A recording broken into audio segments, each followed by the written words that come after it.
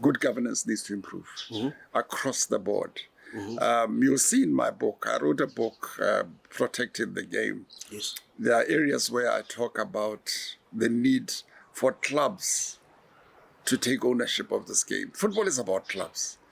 But I think if you looked at some countries, mine included, and looked at the role clubs are playing in the running of the association, for example, or running of the committees, it was limited. It's all up to the clique that finally find themselves called the executive committee.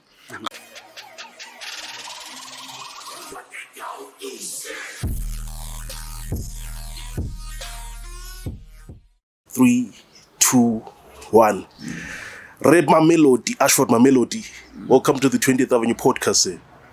Thank you very much. Thanks for having me. Yeah, this is a legendary episode with a former FIFA, CAF, and BFA football administrator. How are you doing, sir? I'm doing very well. I wasn't really doing much work at CAF, but I did serve in certain committees. Yeah. But COSAFA should be on that list as well. And COSAFA, yes. Yes. And also, you're now an author also. Yes, I'm now an author. I've done my first book. Which means there's more books to come up. I would love there to be more books. I think if we have more days left in our life, then it's worth going again. It's worth going again. No, that's very true. So before we go far, let's just start from the beginning. A lot of people don't know that you used to be a football striker, actually, a soccer striker. Indeed. I used to play football.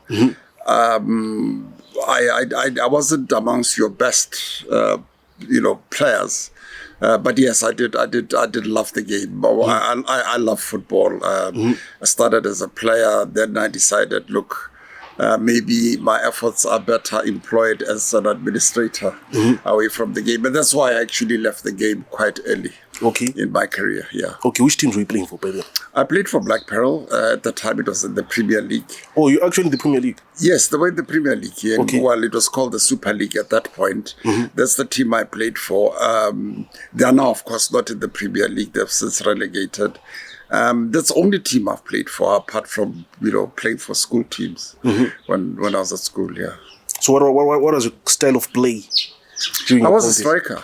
I was always a striker.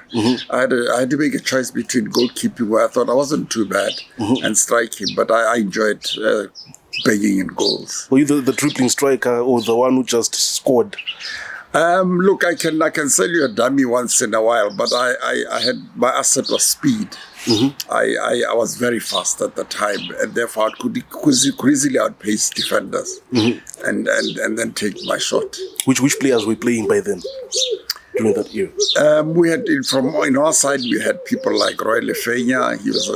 He's an unsung hero, but a very good player. I've lost a couple of friends. A guy called Stan Piri who used to defend, and of course we had General Modisa also, who was a very, very good midfielder. And of course, beyond my team, there were other people like Chipa Matlwani, who played for Gaborone United. Then the legendary Willie Dennison from Botswana. He was also an opponent of sorts. But these are the sort of people I played with. But I left them, of course, to then embark on administration. So what pushed you to leave football when you're still active to join the administration side of things? I'll be very honest with you. I left football early because my view was that it was poorly run. I knew nothing about administration at the time, and I decided, I think because I love this game, and because I think I could be a good administrator, maybe that's where I should. That's the area I should explore, rather than continue to play as a footballer. And that was the early days of it. It was difficult, very difficult, because you are going against the tide. But of course, I decided to run. I did not. Relax. I didn't have a laissez-faire attitude. I learned on the run. I learned very quickly. And I'm happy that I took the choice. In retrospect, I feel that was the decision I should have made, and I'm happy about it. What was the first role that you played as an administrator? Well, at my club, Black Pearl, I helped as secretary at one stage. I also was the chairman of the club. But then, of course, when I moved to Francistown, which is where I moved to from Gaborone, I then did a coaching stint with one or two clubs. Okay. But then ended up, my pull clearly was administration. Even with coaching, I realized that that wasn't for me. And then I ended up as a regional secretary to begin with in Francistown, and as a chairman, before being called up to the, what was called an interim executive committee of the Botswana Football Association now. Okay. And that was the beginning of a journey that I never went back on. And that became your 9 to 5, like your full-time job? No, 9 to 5 is very kind. It was 24 hours. And you were doing this passionately? Oh, absolutely. I think I had passion, and I recommend passion, but I think mine was a little overboard. Nothing mattered, especially when I was now CEO of the BFA. Nothing mattered in my life. And if you read my book, there's a chapter there that says abundant family life. Yes. It is a fact. And it wasn't because I was up to any mischief. My mischief was loving football and working with every ounce of energy that I have for it. If you can just briefly take us through it, how did you go through this abandonment of the family so that you focus on the football? I think the demands, and at the time, remember, there wasn't so much money as we have now. There were no fundings from FIFA or anybody else except sponsors, a few sponsors that we had. And of course, the level of sponsorship at the time was significantly much lower. So there were huge challenges, but some of the milestones that one achieved as a collective, because I always believe in the collective, is we were able to begin the transformation of Botswana football. There were areas in the country where there wasn't football being played, well-organized football. So that's something that we achieved. And then most importantly, the development of the game started in earnest. Prior to us coming in, we played only independence-friendly games as an international activity. Okay. Nothing else. I mean, Ghana would come here, would draw 1-1 with them. Zambia would beat them 1-0. And the country would celebrate. But then when we started development, our technical advisor, the late Ben Kofi, then said, gentlemen, we need to move away from independence-friendly games. He's not opposed to friendly games, but we now need to get into the deep end. We need to develop. And after developing, we need to compete at CAF and FIFA level. And he warned us it will be a baptism of fire, but he said it needs to be done. And it was a baptism of fire, make no mistake. So it was through your administration that Botswana started playing more of your international games? No, absolutely. Prior to that, there were no international games that were being played, even at club level, to be honest with you. We then introduced this thing that we needed to play. We didn't have the money, but we said that's the way to do it. And of course, we were able to convince the government at the time to help us achieve this objective. So you can say to a greater extent, the government played a role in making it possible. No, absolutely. I mean, there was absolutely no way that we could have done it without the support of government. It was very little support, I must say, but nonetheless, sometimes support doesn't only come in the form of cash.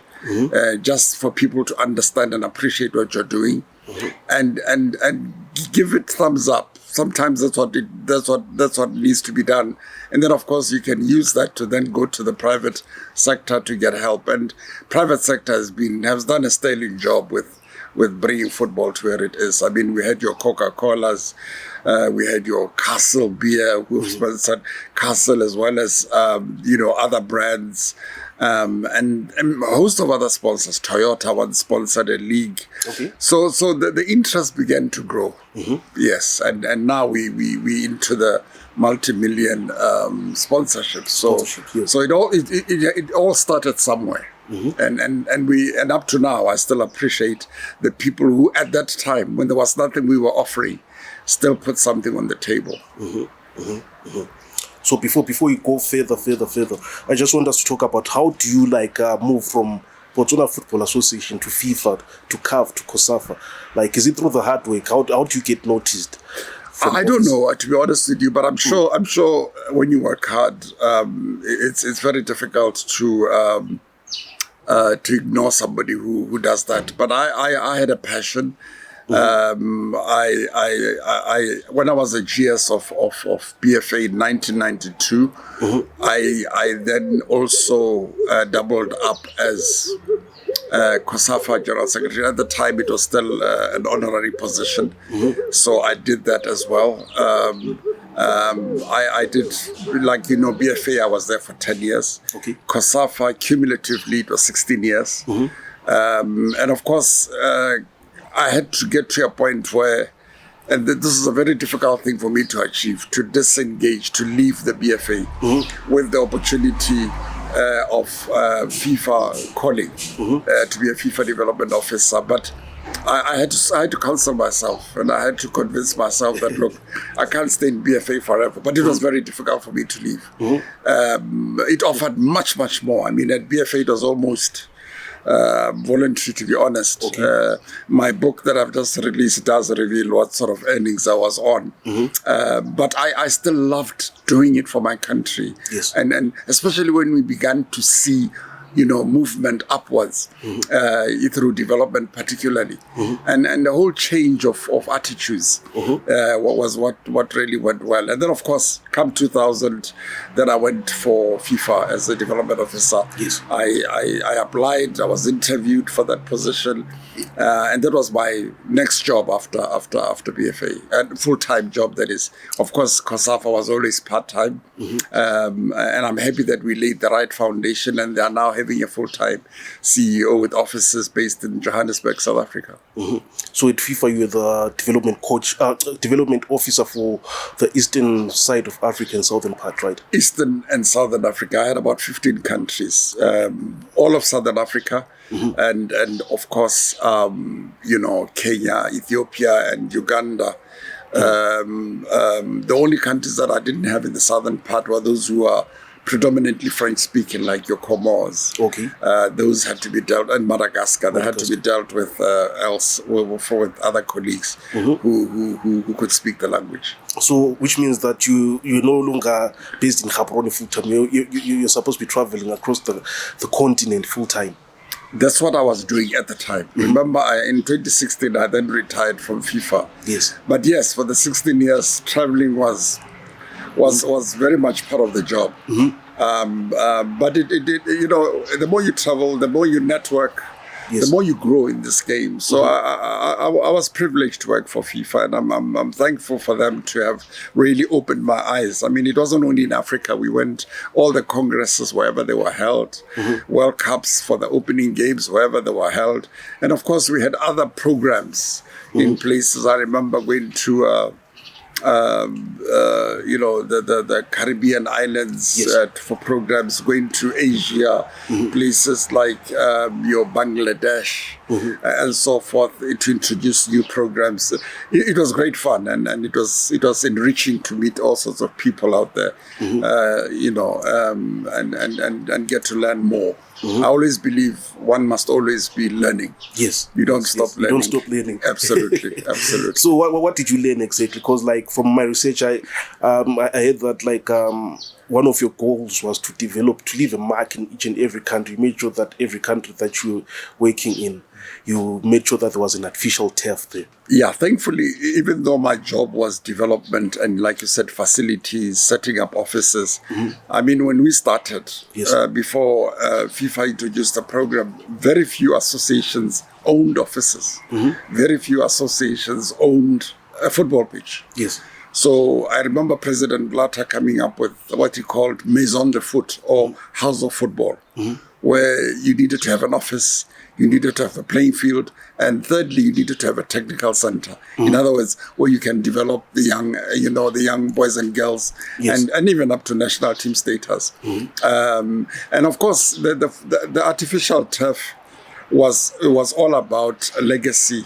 When we hosted the FIFA 2010 World Cup, President Blatter came up with what he called a legacy for Africa arising from the World Cup, where $70 million was set aside primarily to build turf in every single country in Africa. I mean, in Botswana, they decided to have that turf laid in Molepolole.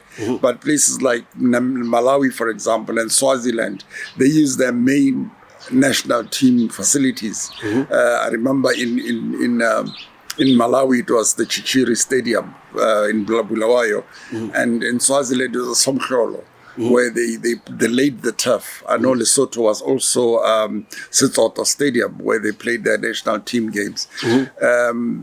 And FIFA were prepared to do this investment, provided football associations could follow up and use these facilities for development of football. And I think in some countries it worked quite well. It worked quite well.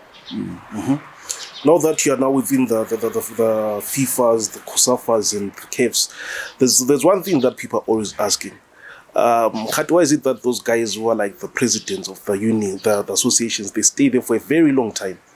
Baskets in like for terms, maybe 1 or 2 terms, because they end up coming out the elite or like fighting, or somebody would have been exposed for corruption and stuff like that. If you remember, just before he left, the leadership led by President Blatter introduced reforms in football.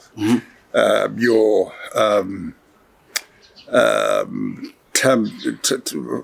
term of office. I think FIFA decided that there can only be 3 terms maximum for any individual as a president or an executive committee member. They had things like credibility tests before you stand for FIFA positions. See, what FIFA could do, they could really do it for FIFA and then encourage the membership to follow suit. That was the beginning of reforms. And unfortunately, and I'll tell you this now, my view on African football generally is that, we lack good governance. For me, it's actually an Achilles heel in African football. We are not putting enough effort to improve the way we run the game. You made a point of people overstaying. There's now too much money in football. And somehow when you find yourself in certain positions, I think that gives you an advantage to access. Well, I don't think people steal money necessarily, but if you become a committee of such and such at FIFA, you do all the traveling, there are perks that you get with it, official allowances, etc. For some people, this means a lot. The only danger is that it diverts attention away from local football. The good thing about local football, it gives you the platform. And then for me, you forget your bread and butter, which is really where you started. And perhaps this is why, that's what explains. That's why, we up to now, Africa has not made it to the final game of the World Cup. I think we've got enough players on this continent in different countries, especially your bigger footballing countries, to have made it to the very last game of the World Cup. But we get embroiled in these controversies, unfortunately. It's something that I hope, will die. We'll find a way to get rid of it. I pray that happens. How do we get involved in these controversies, though? Like as Africans, like it's less for you to hear that people from Europe have been involved in such and such. But for us Africans, it goes back to good governance. And I remember having a discussion even when I was at FIFA with the fact that if you are in Europe. And you come to Africa to come and share some information or share knowledge. They do it at the level of Europe. Now, in Europe, you just can't become a president of an association unless you've got the right credentials. In Africa, it's not the same. In Africa, if you talk your way through, you've got money to get people to convince people in voting for you. This is in some countries. I'm not saying all countries. So we end up having people who in leadership who don't really have the wherewithal to run football. That is the problem, and that's why the passion is not there, and that's why it's better to sit in that position and benefit from what you get by sitting in that position. which has nothing to do with your football at home. It's a sad reality, but it's something that is there. We can't do anything about it. So let me just put you on the hot seat for a minute. You let me know. What's your take on the Botswana Football Administration at the moment? You know what? I don't like commenting on the Botswana Football Administration because I used to be part of it, and I'm outside now. I would be more comfortable commenting if I knew exactly what went in, what is going on inside. But yes, I can readily say without any fear of contradiction that good governance needs to improve across the board. You'll see in my book, I wrote a book, Protecting the Game. Yes. There are areas where I talk about the need for clubs to take ownership of this game. Football is about clubs. But I think if you looked at some countries, mine included, and looked at the role clubs are playing in the running of the association, for example, or running of the committees, it was limited. It's all up to the clique that finally find themselves called the executive committee. I think that's a big problem. Clubs must realize this is their cash cow. This is something that can grow. And therefore, they need to take an interest. They mustn't let anybody come and take it away from them, if you know what I mean. You know, they are shareholders of the game. And if every African country's adopted that position, I think football in Africa will have a very, very bright future. Will have a bright future. I'm sure of that. But in most countries, even in Botswana, they say there's gatekeepers. There's probably one or two gatekeepers that are stopping everyone from succeeding, that the only ones who are chowing from the food basket. Yeah, that's my point exactly now. Where are the clubs when this happens? Where, if the clubs decided, for example, take a small region of Francistown or Mahalape or someplace, the clubs that make that region, how are they constructed? Was there governance involved? Now, if you miss the governance test at the club level, you'll miss it at regional level. You'll definitely miss it at the national level. So I'm just saying there's got to be a whole revolution of getting people in leadership to understand that, hey, there's a bigger picture out there.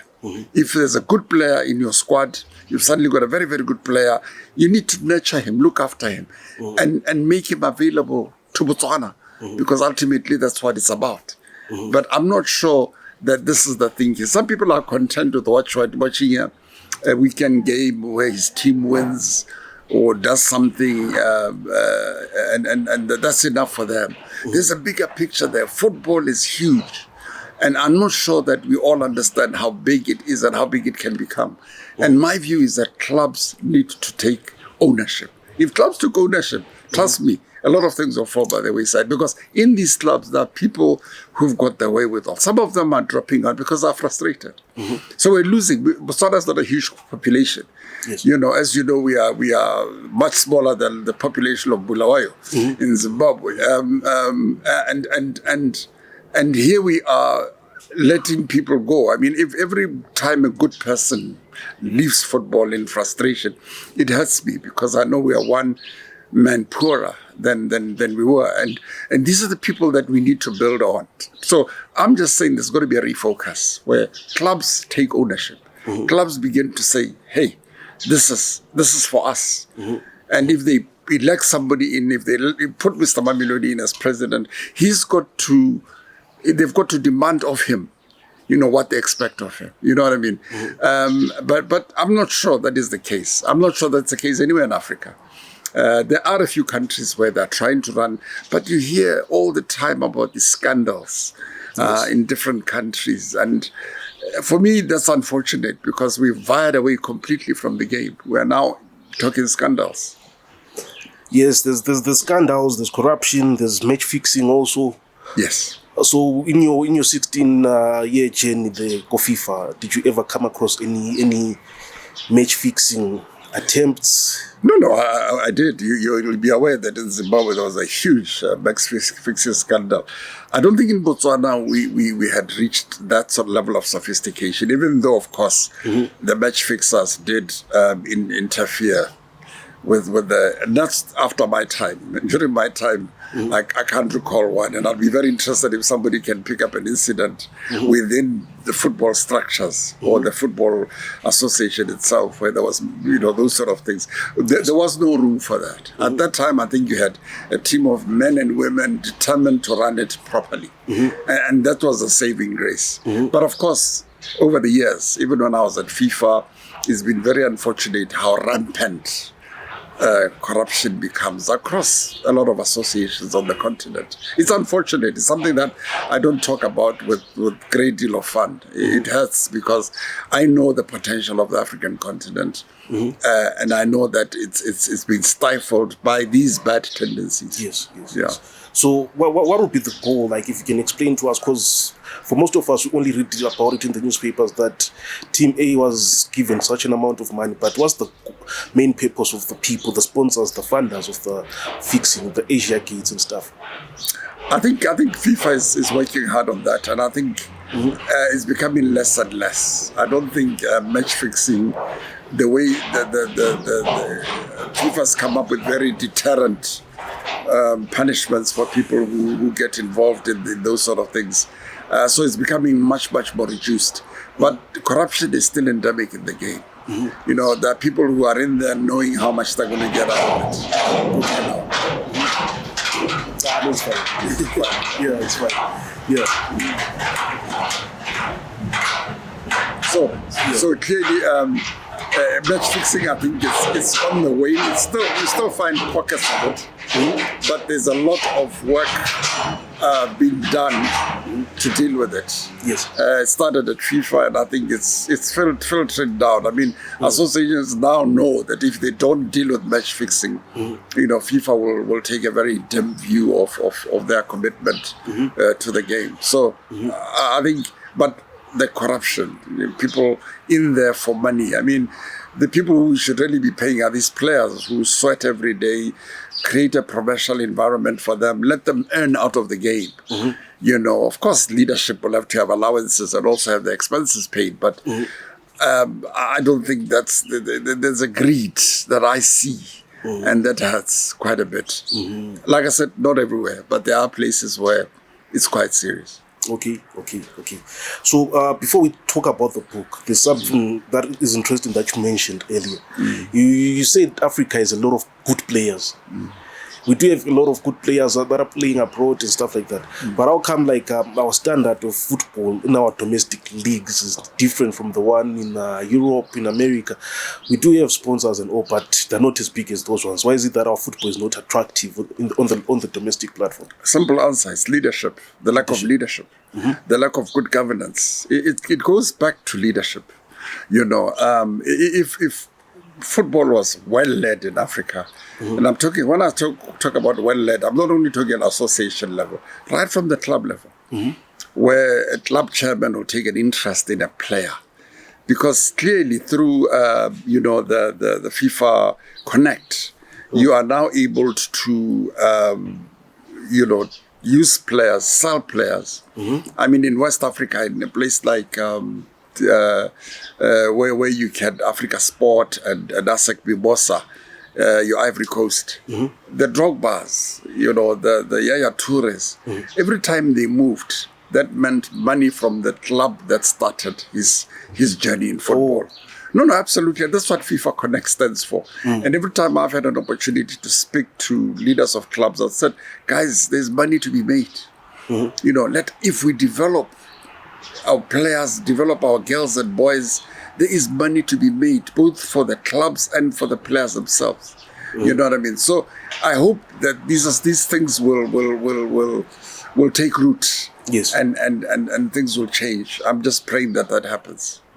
Speaking of the women's football in Botswana, is it are the relevant stakeholders putting enough effort to uplift it? I think one of the biggest pluses in our local football is women's football.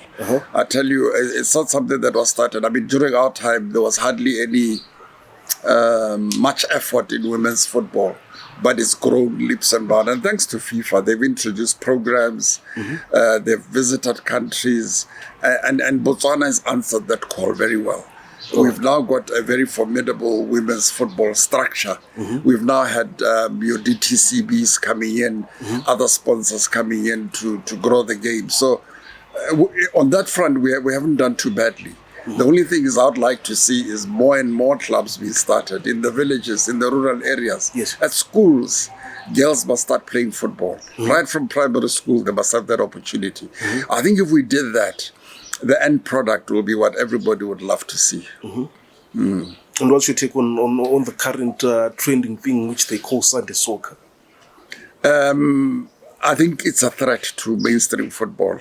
If a working relationship is not found very soon, people are now taking much more interest in that sort of football. My feeling is that, when you leave football, there should be a home for those who still want to kick about. So I believe within a structure of a national association, there's got to be what you call masters. Give them a home. Let them play within the football family. Because the minute they get detached, there will be competition. And they will compete. Some of them will get sponsors when mainstream football is not being sponsored. Now, when that happens, then you realize we are in trouble. So there's some trouble brewing at the moment. I don't know. Look, I'm not very close to the action, but it concerns me that if you drive around and see football, Sunday soccer being played, the number of cars that are there, the people that attend, sometimes even at the level of cabinet, you've got people kicking around there. This interest, is taking away from, mainstream football. So for me, if people don't stand up to it and address it, it could threaten mainstream football. I mean, if suddenly sponsors are more interested in sponsoring your social football than they are your mainstream football, it's bound to hurt mainstream football. Yeah, and that would be unfortunate because we're not going to get national players from Sunday soccer, because at almost all these fields, immediately after playing, there is also, a braai and beers. Yes. So I'm not sure that's how you bring up players. So I don't care what they say, what entertainment they provide. If it's about football development, we are missing the basics. You're missing the basics. Yeah. I mean, it's okay social football, there's nothing wrong with it. But it mustn't be at the expense of mainstream football. I'd have a problem with that. Okay. If you can just point out, like we've spoken about a number of issues, you can just point out 5 factors that if they're to be utilized, Botswana football can elevate. Which 5 factors are those? Like I've said, clubs must take ownership, first of all. Which is what? Yes. Yeah, clubs must take ownership. We need to revisit our development approach. When we had Ben Coffee many years ago, when I was at the BFA, there was a very clear football strategy for development. I think we need to review what we have now. Because when Ben Coffee left Botswana in 2001, he said to me that in 5 years' time, provided the development program, the plan, could be sustained, in a very short period of time, the Zebras, which is our national team, would be at AFCON finals on a regular basis.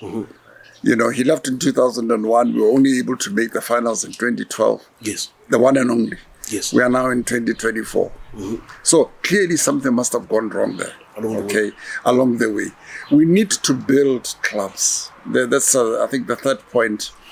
We need to grow clubs. Clubs must realize that they've got properties, that they can exploit for revenue generation. Membership, for example. I mean, if you went around and found out from clubs how many people they have following, I'm talking about your top clubs, and what is the membership drive strategy, you'll find that it's nothing. And yet, if you've got a following, say, of 10,000 or 20,000 people who give you 100 pula each year, already there's a lot of money. Yes. But we are failing. And for me, it goes back to leadership. It goes back to good governance. What sort of leaders do we have? Do they have the wherewithal, to lead football? How passionate are they? So for me, if these sort of things are looked at, trust me, I think we'd get far. There is political will in this country for sport at the moment. There has been for quite some time. And I believe we need to take advantage of it. But if we leave it till too late, then perhaps we're just going to regret not doing it. Yes. Because we don't know what the future's like. And that's why sport, football particularly, should come out with its chest open, show how strong they are, and survive. Because once football is up and running, football should be able to run itself without government funding. Without government funding. Yes, it should be able to. But now, and of course, we'd say to government, focus on infrastructure for us. Build us stadiums, build us, turfs. But don't support us, on recurrent budgets, because that's something that we should be able to generate. But I'm not sure we are very close to that as yet.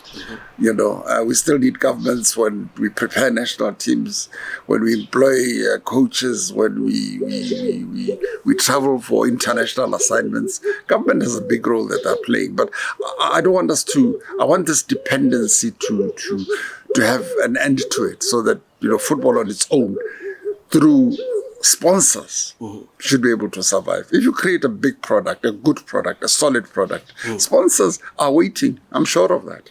Because football is your best marketing, activity for any product. You know what I mean? But of course, the sponsors are not just going to come in when it's half-baked, when it's not as strong as it should have been. Yeah. No, well put. So, during your book launch, yes, there was a party which ended up taking place within the party. I understand that the duo of Zakhem and Jagdish were attacked by the Minister of Sports and Youth, Relakar. And then there was like a fight, like exchange of words. What's your take on this situation at the moment? These things happen when there is unhappiness in the sport. Obviously, the minister has his issues. Maybe the BFA also have their issues against him. But you know what? It takes us back to where we started this conversation. If there's good governance, trust me, these sort of things won't happen. I think there are a lot of people out there who are making a huge contribution to football, but they're not being recognized. For me, it doesn't matter where you come from. If you're a player in the game, if you're willing to put in your hard-earned money into football, you need to be respected. But even then, with a little caveat, when you do bring your money into football, define your role. Are you a sponsor? Are you an administrator? You can't be both. Okay, you either invest and become an investor. The EPL, they've got investors. Manchester United, my favorite club, is owned by Americans. But they're not there day-to-day running the club. There's an investment and they're watching. They're worried. They worry about profit. At the end of the day, it's going to be a business. But my problem is I don't want somebody to lead a club when they know very little about what it takes to lead a club. And I don't want anybody to lead a club when he's also an investor, because then there's conflict and then there are challenges. So clearly, in football, everybody has a role to play. But if there is no governance, if there is no, a clear understanding of roles, we're always going to have these exchanges, unfortunately. But for me, let's get the fundamentals right. Let's get the governance right. Let's all understand our roles. Let's understand the role of the minister in sport. Let's understand the role of associations in relation to the minister or the ministry. I think you know that Zimbabwe was suspended for a very long time. What was the reason? Conflict between government and football. And FIFA will not allow that to happen. Once it rears its head, FIFA comes in. And that's what happened in Zimbabwe. And for a long time, the people who suffered most are the boys and girls who love football, who played football. So here you are. That's what I'm saying. If clubs took ownership, if they understood that, look, we're sweating hard, we're working our socks off for this thing, and we must protect it. Protecting it means a lot of things. It means putting the right people into leadership, whether it's club level, regional level, or the national association. We need all that. That is key. And only clubs for me are the shareholders of the game. All clubs. Once you get registered, you become a shareholder of the game, and you must take an interest in its leadership, in its adherence to corporate governance or good governance. All those things are important. And if people don't live up to your expectation, they must go. Period. You know what I mean? That's my view. You know, and I think this is why we kind of lagging behind. Okay, before we shut it down now, it would be good that we talk about the book also. Of course it is. Yes, you recently published a book, Protecting the Game. Briefly take us through the book.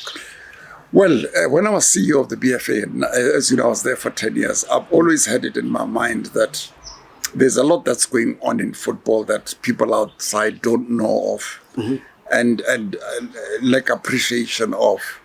So I've always promised myself that after I leave the BFA, at some point in the future, I need to pen down a book and talk about what we did. And Protecting the Game simply arises from the things that we did to protect the game. And we went there knowing that we still, even that time, many years ago, we still had fly-by-nights. We still had people who wanted positions within the association for selfish reasons. We wouldn't allow them. You know, we did whatever it took to keep those people out because they were going against the tide. When we were going forward, they're pulling us backwards. So if you read the book, there are elements that show you, and I do remind the reader that this is what resulted in Protecting the Game. The abuse that some of us suffered at the hands of fans. I mean, I don't know a football leader or a political leader who enjoys 100% support from everybody. And I've always believed during my tenure at the BFA that there were a vocal minority, but a silent majority in support of us. So yes, some people find their way to the newspapers, get headlines, but they're a handful. You know what I mean? What was the most shocking headline that you... Sorry? What was the most shocking headline that you came across? Well, there was inference that people always inferred that we are raking money. For example, if the stadium was packed, you would get the comments. Sometimes they find their way to the newspapers and wow, Mamelodi is smiling all the way to the bank. I mean, those sort of things happened, but of course I took them on the chin. I had a bigger vision, and as long as I knew that I'll stay in football and leave it clean. Yes. And I'll probably die clean, God willing. Yes. That's what matters to me. You know, I'm not going to be accused of having stolen 5 pula from somebody or something like that, or misconducting myself. That won't happen. You know, and I thank God for that, because when you see people doing funny things in the game, then you begin to wonder, you know, that, yeah, wow, this is a huge blessing that we have. So there were headlines. I mean, there's a whole chapter there on brush up with the media. You know, there were, you know, instances where the media would make all sorts of allegations and insinuations and so forth and so forth. But I'll tell you something about the media.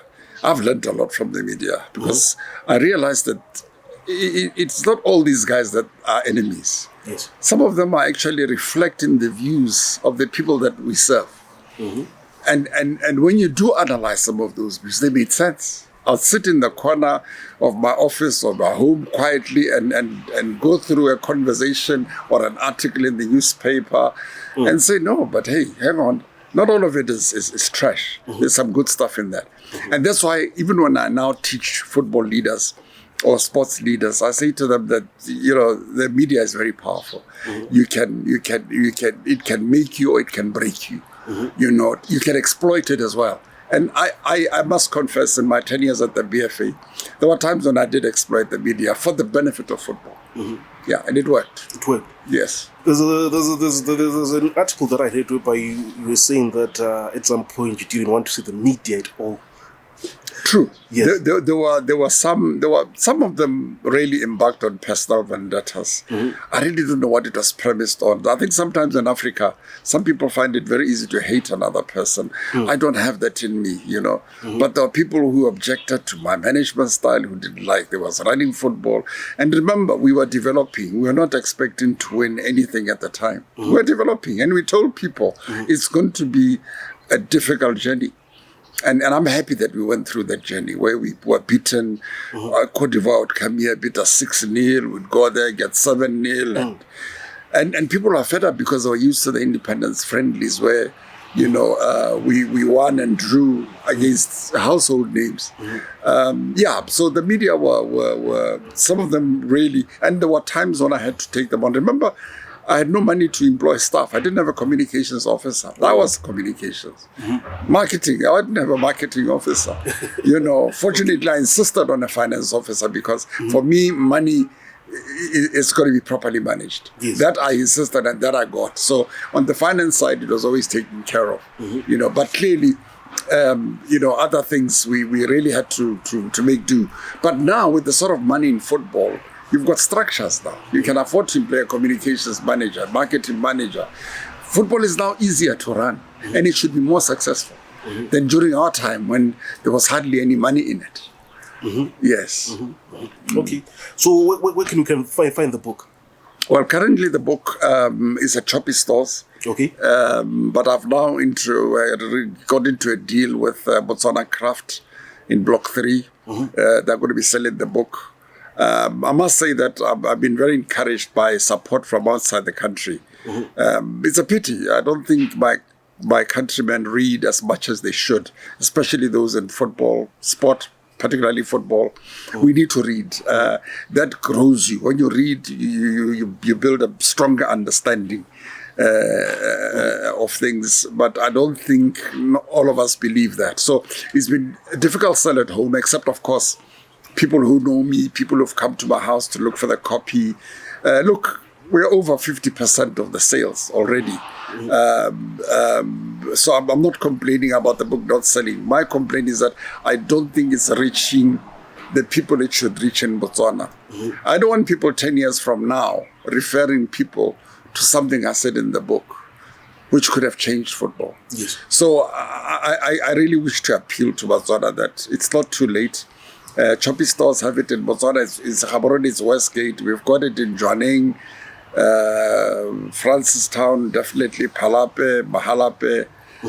We had it in Maung and Kashansi, but because there were no sales there, I want stock back to try and redeploy it into different places.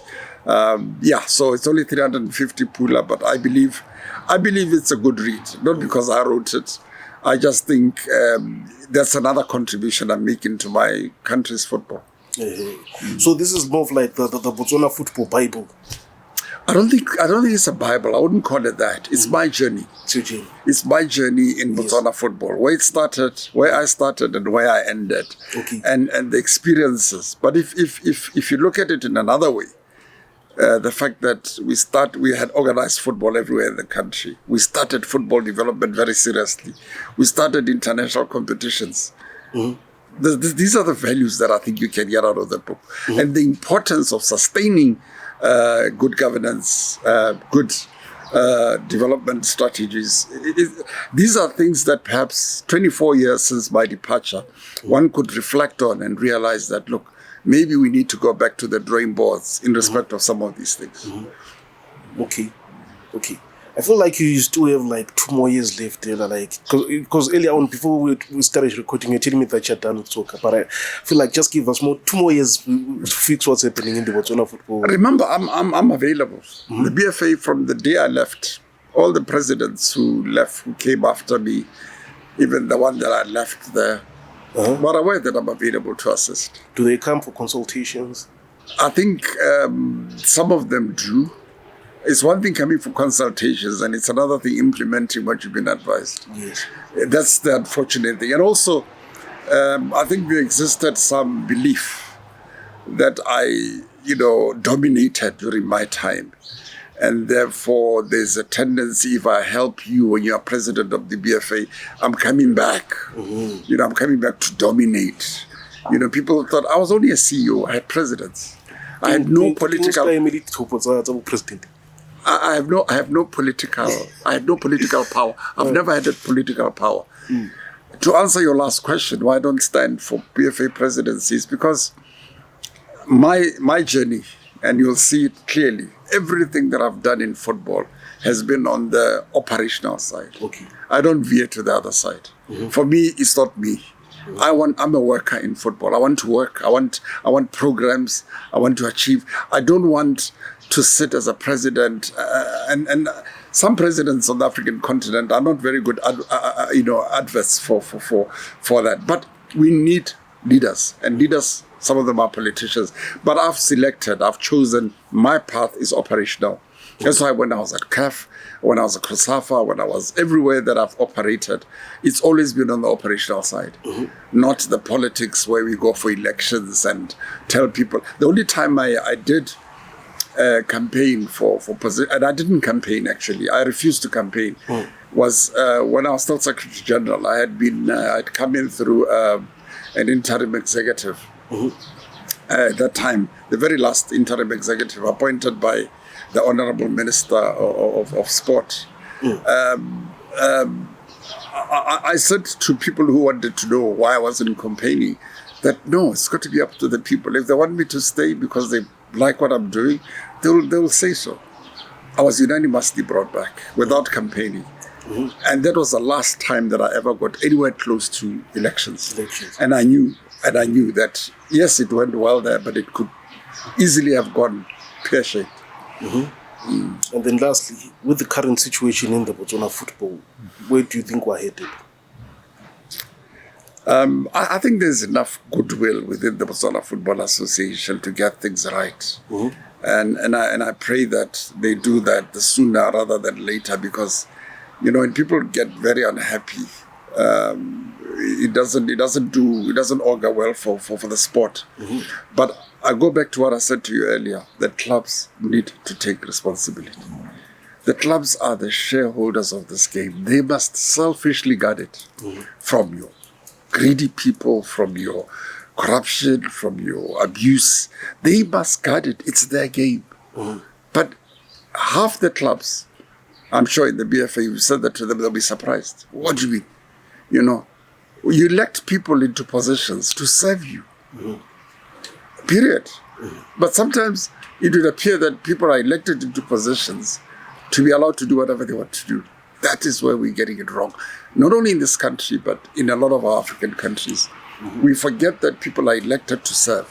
The minute they stop serving the interests of football is when their mandates must be terminated. And the clubs must retain the power to do that, to put you in and to put you out. After this conversation, a lot of people approach you. It will be people from clubs and mostly people from Sunday soccer, because they want you to help them set up the Sunday soccer into a professional league. They'll definitely approach you after this interview. Well, I don't know.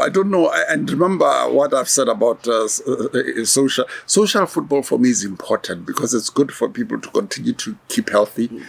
But recreation purposes? But what I'd love to see is social football being a part of the overall football family, being a part of it, not left out. And I don't know what efforts have been made to integrate social football into mainstream football. Because remember, these guys some of them are executives where they come from. Some of them are decision makers.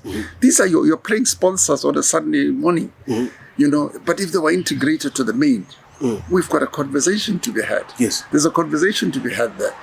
Keep mainstream football. For example, we could start even your five-a-side. Yes. For corporates. Have the different bags, the different corporate institutions competing. Evening on a Wednesday, there's a league. Let them enjoy themselves. But then we need to sit down and have a conversation about the rest of football, the youth in this country, bringing glory to Botswana. The guys, quite a big chunk of the guys who play Sunday soccer have the wherewithal, but they're outside. Some of them outside because they're frustrated in staying inside. We need to find an answer quickly, sooner rather than later. Before it's late. Yeah, and I'm telling you, if we did that, this country would become a powerhouse in football. With a small population that we have. I'm convinced of that. You're convinced. Mamelodi, thank you so much for your time. Buddy, thank you very much, Mr. Ngube, for coming over, and I've enjoyed the discussion. No, we should have a part two. After I read your book, when I've reviewed your book, and then we can now talk more about the book. Yeah, you need to do that, but you need to read that book, my friend. You need to read it. No, thank you so much, sir. Yeah, all the best. Cheers.